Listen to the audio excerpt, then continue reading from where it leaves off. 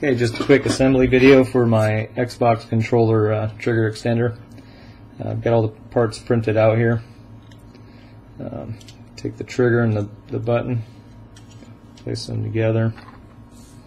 I should have already drilled out all these holes. Do not drill out the holes in the mount. It's this bigger piece. And start the assembly like so. It'll be the same on the other side. Now this has a little tab on it, which goes into the little tab right here. Let's just push that screw back, line those up,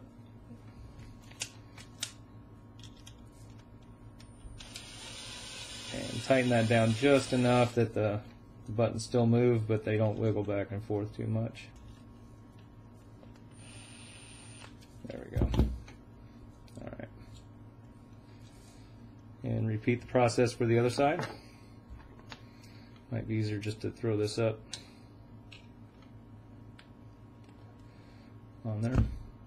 If the tab's a little big, you might have to shave it down so it'll fit in that. That just gives it a little bit more support.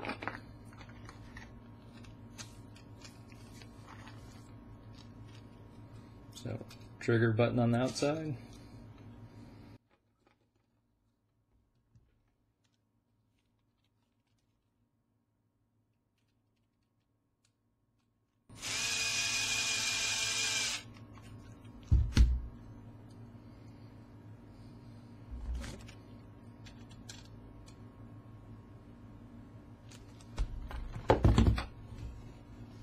Okay, and that's the basic assembly.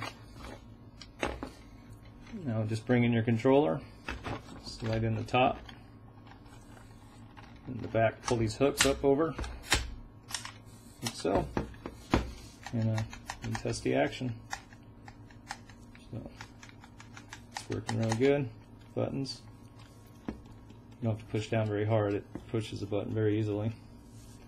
Triggers, you can really press down on them and it doesn't come loose. Go too hard, it might snap off, but it'll pop back on. Takes quite a bit of force to do that though. Alright, so there you go, trigger extender.